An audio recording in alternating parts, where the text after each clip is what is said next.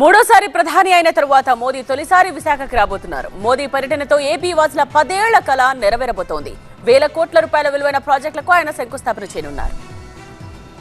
ప్రధాని మోదీ విశాఖ పర్యటన ఖరారైంది. ఈ నెల 29న విశాఖ రానున్న మోదీ ఆంధ్ర యూనివర్సిటీలో జరిగే బహిరంగ సభలో పాల్గొంటారు. సాయంత్రం 3:40 విశాఖ ఐఎన్ఎస్ డేగా చేరుకుని అక్కడి నుంచి ఏయూ కాలేజ్ గ్రౌండ్ కు చేరుకుంటారు. టైకూన్ జంక్షన్ నుంచి ఎస్పీ బంగ్లా వరకు 500 మీటర్ల మేర ప్రధాని రోడ్ షో నిర్వహిస్తారు. ఏయూ సభా వేదిక నుంచి అనకాపల్లి జిల్లా అచ్యుతాపురం మండలం పూడిమడకలో ఎన్టీపీసీ నిర్మించనున్న గ్రీన్ హైడ్రోజన్ హబ్ తో పాటు మరికొన్ని ప్రాజెక్టులకు కూడా ప్రధాని మోదీ శంకుస్థాపన చేస్తారు. కార్యక్రమంలో CM Chandrababu, deputy CM Pawan Kalyan తో పాటు పలువురు కూటమి మంత్రులు పాల్గొంటారు. సుమారు 85,000 కోట్లతో నిర్మించే ఈ ప్రాజెక్టు ద్వారా 25,000 మందికి ఉపాధి లభించడంతో పాటు విశాఖ ప్రతిష్ట మరింతగా పెరగనుంది. విశాఖను గ్రోత్ హబ్ గా ప్రకటించిన కేంద్రం దానికి సంబంధించిన కార్యాచరణ చేపట్టింది. మరోవైపు ఏపీ ప్రజల్ని 10 ఏళ్లుగా ఊరిస్తోన్న రైల్వే జోన్ కు కూడా ప్రధాని మోదీ శంకుస్థాపన చేస్తారు. ఉమ్మడి ఆంధ్రప్రదేశ్ విభజన చట్టంలో విశాఖ కేంద్రంగా రైల్వే జోన్ ప్రకటించబడింది. కానీ విభజన పూర్తయి 10 ఏళ్లైనా జోన్ పై ఎలాంటి కార్యాచరణ లేకుండా పోయింది. కూటమి ప్రభుత్వం అధికారంలోకి వచ్చాక రైల్వే జోన్ అంశంపై కదలిక రావడంతో పాటు భూముల్ని కూడా కేటాయించింది. దీంతో విశాఖ టూర్ లో రైల్వే జోన్ కు ప్రధాని మోదీ శంకుస్థాపన చేయనున్నారు.